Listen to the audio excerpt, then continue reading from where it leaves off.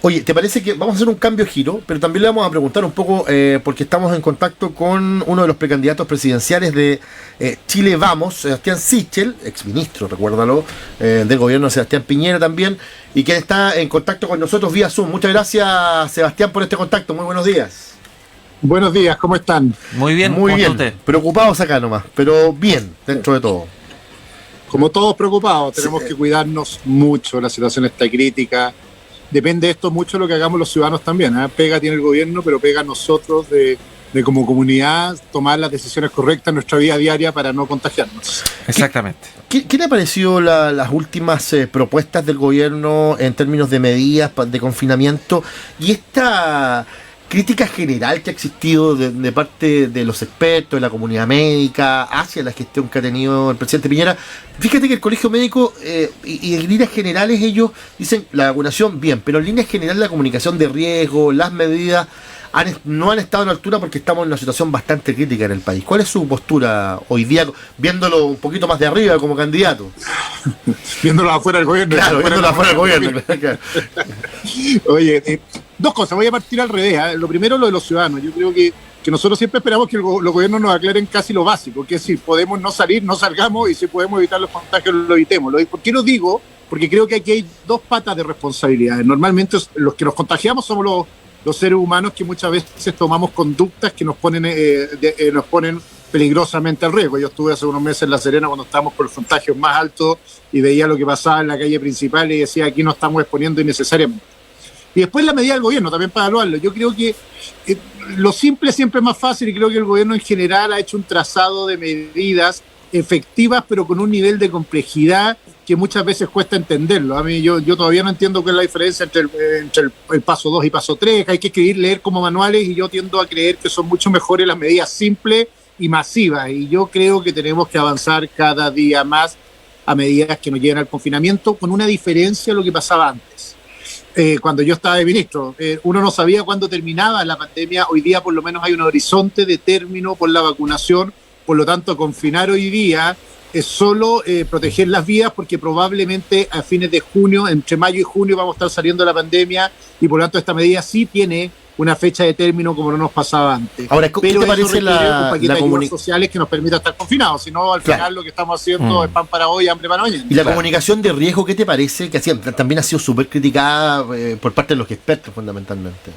Sí, tenemos una fragilidad. Yo creo que primero hay muchos voceros. Me pasaba cuando éramos gobierno. Si era el ministro París es vocero, después cuando uno baja a las regiones y ustedes están en una región, la comunicación se empieza a tornar más difusa que concreta, y por lo tanto no sabemos muy bien cómo prevenir riesgo, cómo hacer estrategias de prevención de riesgos, sobre todo a nivel local. Entonces, si bien el ministro París ha hecho una gran pega arriba, lo que nos falta, sobre todo a nivel regional, es una bajada que permita en la decisión cotidiana a los ciudadanos saber cómo prevenir. Yo creo que ahí tenemos la definición, una, y dos, dejar mucho más al personal de salud, que es especialista, a hacer vocerías para entender mejor la manera que las autoridades políticas. Yo creo que son las dos cosas que tenemos que ordenar rápido.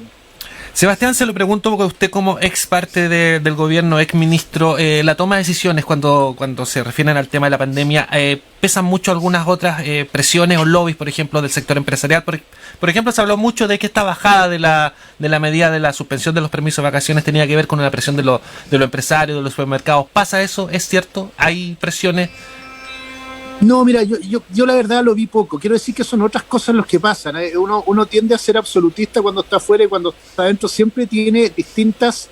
hay distintos bienes que entran en conflicto. Obvio que la salud es número uno, pero tienes en la mirada muchas veces el empleo, la gente que está sin pega, las zonas en riesgo, y por lo tanto son decisiones que tienen equilibrio entre distintas posiciones. Si uno solo mirara lo que opinan los ministros del área económica, probablemente nunca hubieras hecho cuarentena. Si solo miraras el área de salud, probablemente solo tendrías cuarentena, y por lo tanto las decisiones son complejas y tienen una mirada compleja que llevan a decisiones distintas. La verdad, en esto voy a ser bien drástico, los gremios tienen bien poca incidencia, porque si uno escuchara a los gremios tendríais todo abierto todo el tiempo, y si escuchara al gremio de salud tendrías todo cerrado todo el tiempo. Lo difícil de cuando uno gobierna es buscar un equilibrio. Son decisiones que tienen dos miradas, son decisiones complejas, por lo tanto uno trata de mantener equilibrio entre ambas decisiones, entendiendo probablemente que la prioridad número uno, y es obvio, es la salud, pero esa salud también implica la posibilidad de muchos de sobrevivir y subsistir con su actividad económica, y hay que ver cómo uno puede equilibrar una o la otra en las decisiones que va tomando. Perfecto. Sebastián, hablé un poquito de su carrera presidencial. Usted salió como el ministro mejor evaluado en su momento, pero en ese tiempo no estaba dentro de sus operaciones ser candidato presidencial. Leí una entrevista que lo tomó cuando fue gerente de Banco Estado. ¿Qué pasó ahí en ese tiempo de haber salido del gabinete, haber estado en Banco Estado y haber aceptado iniciar una carrera presidencial? Mira, me pasaron tres cosas. Lo primero, cuando salí de ministro, si uno pregunta por qué salí de ministro, la razón más obvia era porque era independiente, no tenía partido y los partidos estaban presionando mucho por entrar al comité político. Y a pesar de que yo sentí que estaba haciendo una gestión lo suficientemente eficiente, faltaba mucho más, obvio, pero haciendo la pega, uno termina saliendo. Me voy al banco y en el banco me doy cuenta que solo con capacidad de gestión, presionando, ganándose algunos conflictos, uno podía mejorar mucho la toma de decisiones, lo que hacíamos cotidianamente, de ampliar los horarios, acelerar la entrega de créditos FOGAPE, apurar el pago por cuenta RUP de miles de beneficios del Estado, etcétera. Cuando estaba en el banco me pasaron dos cosas. Me di cuenta que muchas veces quienes están en la toma de decisiones pertenecen a un club o una élite que poco entiende lo que le pasa al país. Y por lo tanto, si yo priorizaba, por ejemplo, disminuir las filas del banco, tenía ejecutivos o a veces ministros que me decían, no, si eso no es prioridad, la única prioridad es la estabilidad financiera y la macroeconomía. Y me empezó a pasar algo que tiene que ver con mi propia vida, de darme cuenta que yo podía aportar una visión que estaba al otro lado del mesón respecto a la toma de decisiones. Y que lo que le falta mucho a nuestra política en general, sobre todo al nivel central, menos que a las regiones probablemente, es gente que tenga la voluntad o la facultad de conocer mucho más qué le pasa a los chilenos cotidianamente para tomar decisiones. Y por eso sí, postularme a la presidencia. Creo que hay una gran brecha entre un club político, un club de la élite que en general entiende poco lo que le pasa al país y los ciudadanos que demandan soluciones del Estado, y que yo puedo ser un buen puente que integre ambas miradas. La necesidad de tener estabilidad técnica en la toma de decisiones, pero también la necesidad de que aquellos que sufren las decisiones de cada uno todos los días pongan en prioridad qué tenemos que hacer primero y qué tenemos que hacer después. Y esa fue mi decisión. Tiene todas las complejidades que tiene un independiente que se quiere ir a una primaria, que necesita que lo inviten el resto, que no le gusta mucho el resto que uno participe, y por lo tanto estoy dando la pelea primero para ser parte de la primaria Chile Vamos, si quieres te contesto después por qué, y después para tratar de ser candidato presidencial dentro de este marco. Sí, y en ese mismo sentido, usted habla de este club, de esta elite que está a cargo de decisiones. Se lo pregunto, ¿cómo interpretaron, por ejemplo, el tema del estallido social? Porque leí, por ejemplo, una entrevista suya que decía que la izquierda se había robado el eslogan de que no son 30 pesos, sino que son 30 años. Y usted apuntaba de que, de alguna manera, la izquierda se había hecho parte de otras demandas que quizás no eran las demandas que estaba pidiendo la gente en su momento en el estallido social. ¿Cuál cree usted que fueron las demandas de la gente que hicieron que la gente saliera a la calle, que votara un 80% a favor de una nueva constitución? Primero, una respuesta bien concreta. Yo no quiero ser exégeta de lo que pasó en la calle. Creo que cada persona tiene su propio interés de por qué se manifestó, y con razón. Lo dije antes del 18 de octubre. La mañana de ese 18 de octubre dije, no pongamos la carreta ante los bueyes, antes que quedara la embarrada. Esto es un problema de equidad. Y creo que hay un problema de equidad que tiene múltiples factores. ¿Por qué digo que son 30 pesos a esa respuesta? Diciendo porque obviamente, hoy día, si uno mira lo que pasa en el país, tenemos un país en que la mediana o la mitad de los chilenos gana menos de 400 lucas, que el costo de la vida ha subido en promedio mucho más que lo que ganan los chilenos. Efectivamente, si uno mira la media, que son 500, casi 600 lucas, incluye a los del 10% más rico, y por lo tanto, lo que ha ido pasando de manera rápida es que la brecha de ingresos se ha ido acelerando para aquellos que ganan menos ingresos, y después que el Estado no ha tenido la capacidad de resolver los problemas que genera esta brecha de ingresos de manera más rápida. Yo creo que eso es. ¿Por qué te digo esto?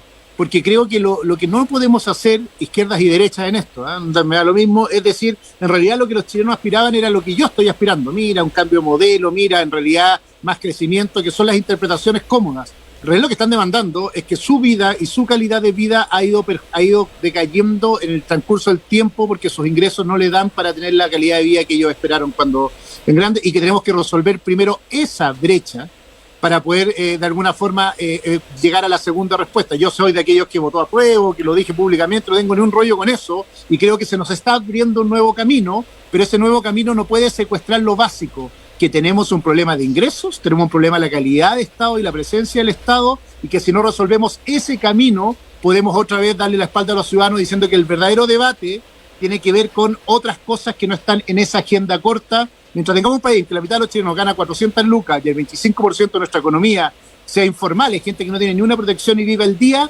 cualquier otra discusión pasa a ser irrelevante si no resolvemos ese punto crítico. Esa es mi mirada en esto. Sí, discúlpeme que a lo mejor lo estoy malinterpretando, porque uno podría de sus palabras pensar que esto se reduce solamente a un tema económico, que otros temas de agenda, por ejemplo el tema de la equidad de género, el tema del aborto, son accesorios o que no son tan importantes dentro de este estallido social.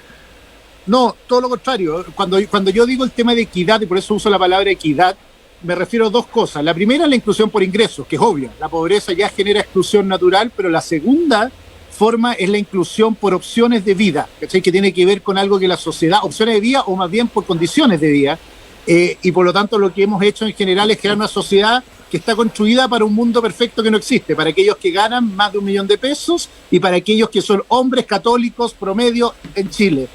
No para aquellos que tienen opciones, o más que opciones, que tienen condiciones sexuales distintas, no para aquellos que nacen en barrios distintos, no para aquellos que nacen en Hacienda Baldía o en Los Molles, en el Valle Rapel. No hemos construido una sociedad en que efectivamente se equipare la cancha y nadie se quede atrás.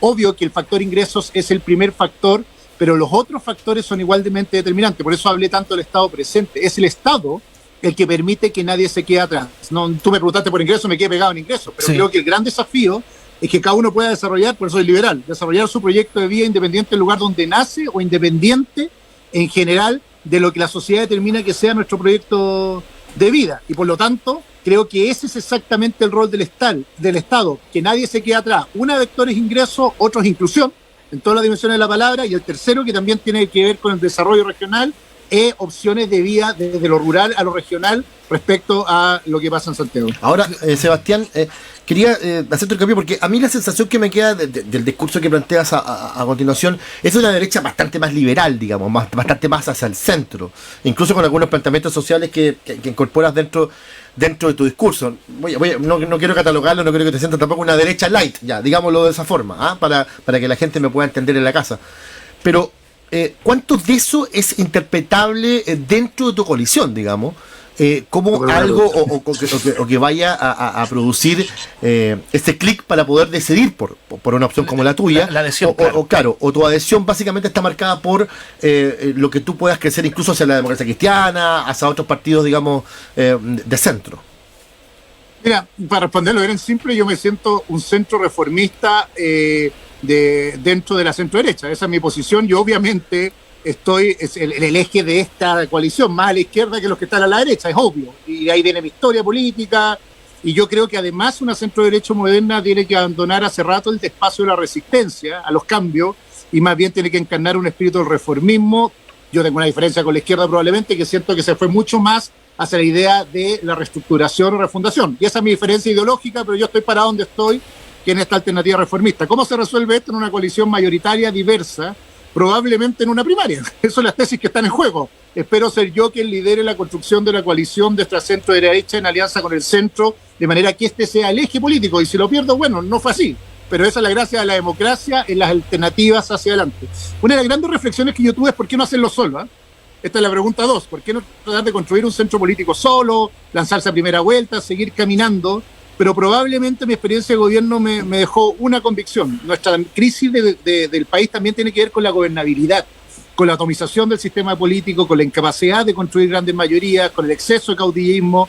Y por lo tanto, si bien la aventura personal podía ser bonita, ya está ganadora, me parecía que lo primero que tenemos que hacer es tratar de construir alianzas mayoritarias en que esta tesis prime, pero que no sea una tesis sola, que siga el camino propio y que finalmente se transforma en otro actor más de un sistema político atomizado, incapaz de construir acuerdos. Espero yo ser mayoría en esta coalición y que esta coalición después, con esta mirada, tenga un proyecto de gobierno que construya mayorías en el Congreso. Es decir, como al revés, agrupar masa crítica para después generar los acuerdos. Exactamente. Perfecto. Porque a mí me pasa ahí, solo para reflexionar qué pasa como ministro, si uno ve el nivel de atomización, desperdigación, mira lo que pasa de cantidad de partidos, es imposible construir acuerdos porque nadie piensa en construir mayoría. Una de las grandes necesidades de nuestra política, que fue el éxito al principio de la concertación o incluso la revolución en libertad de Frei, fue al revés. Es decir, que tu condición previa a ser mayoría para construir acuerdos con otros y no tu condición de término, porque construir después mayoría no solo es complejo, sino que tiende, perdón por la palabra, pero a las fuerzas centrífugas, porque tiende cada uno a extremar sus posiciones y nunca construir una estrategia común, espero yo, con esta candidatura en el marco de la centro-derecha, pero ojalá convocando mucho independientes, gente de centro, como decían ustedes, militantes incluso de otros partidos, construir esa mayoría de manera previa y así darle gobernabilidad al país. Sebastián, y disculpa, Daniel, ¿qué le podemos decir a la gente de regiones? Nosotros estamos en una capital regional como es La Serena, que muchas veces se siente excluida de las grandes decisiones de Santiago, o siente que sus autoridades no tienen una real injerencia de lo que pasa en la región y que todo se decide en la Moneda o en el segundo piso, sin consulta precisamente a los actores que son relevantes acá en la región.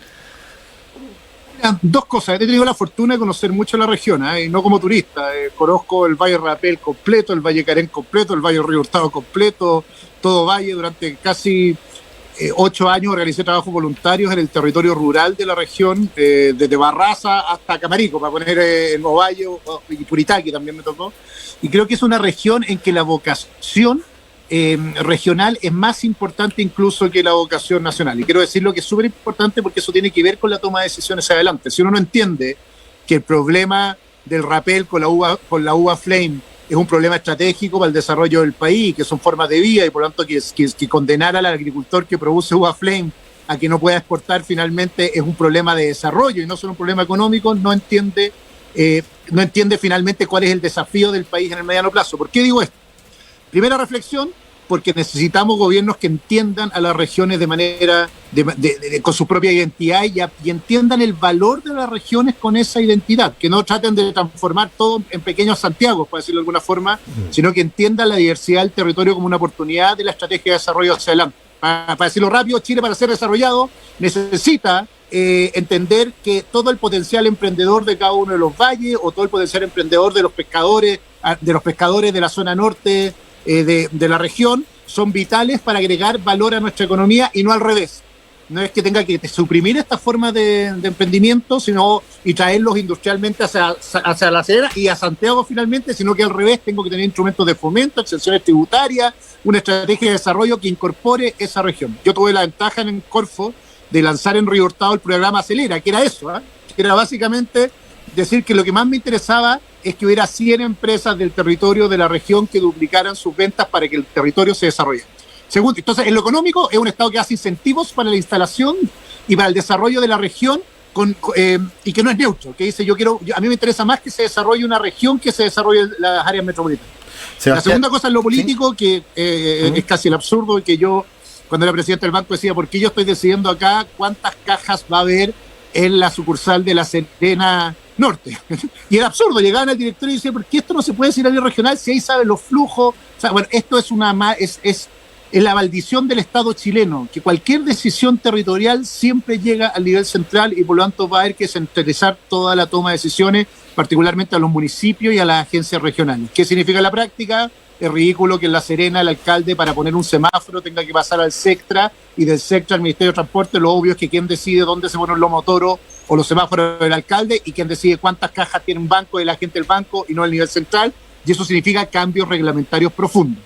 Y la tercera dimensión, que es la descentralización política, que el primer paso en los gobiernos regionales, ustedes y yo sabemos que casi no tienen atribuciones, que es más bien la instalación de presupuestos regionales con participación ciudadana y decisión de los ciudadanos en cómo se estructuran estos presupuestos regionales. Entonces, para resumir, uno, un Estado no neutro y que pone incentivos para el desarrollo empresarial regional y de emprendimiento regional. Dos, un Estado que confía en los gobiernos locales para la toma de decisiones y con las agencias regionales para la toma de decisiones. Y tres, distribución presupuestaria y política de atribución a los gobiernos regionales en el mediano plazo. Probablemente acá yo soy de regiones, soy de Concón, mi mamá vive en La Cruz, no tiene nada de Santiago, y para mí esta mirada de las regiones es clave porque yo viví el trauma de tener que irme a Santiago a estudiar y quedarme acá porque no había otras oportunidades donde yo vivía, y por lo tanto hay algo que hay que dar vuelta en la tortilla para que esto funcione al revés. Claro. Sebastián, lo último, y estoy corto el tiempo, ojalá lo más breve posible. ¿Eres partidario de que se mantenga la elección sí o sí? Incluso hablaste en algún medio de comunicación santiaguino, capitalino, de ampliarlo a 3 días, incluso, si era posible. Sí, mira, yo creo que la incertidumbre de cambiar la fecha de la elección es muy complejo en general porque baja la participación. A mí me gustan elecciones que vote mucha gente y no poca gente. Y lo que han hecho otros países con la misma situación crítica en rebrote, si es que llegamos a este pic en ese minuto, es ampliar la cantidad de días sin mover la fecha. 3 días hubo ahora, no me acuerdo si en Bélgica o en Holanda, otros están pensando en 4, por lo tanto poder hacer votaciones seccionadas con poco de voto, pero mover las elecciones genera incertidumbre. Ya cuesta saber por qué cresta vamos a votar el 11, ¿eh? ¿Cuántos votos, qué colores? Y si movemos la fecha, vamos a afectar la participación. Prefiero ir desplazando en día de manera de atomizar la cantidad de gente que está, pero no moverlo otra vez porque vamos a generar un enredo eleccionario que nos va a costar después en participación. Okay. Muchas gracias a Sebastián Sichel, el precandidato presidencial de Chile Vamos, a esta hora conversando con nosotros. Muchas gracias por el contacto, ¿eh? Que tengas una buena jornada. Se nos quedó pegado. Se quedó congelado. Esto es el candidato presidencial de Chile Vamos. Ahí está. Muchas gracias.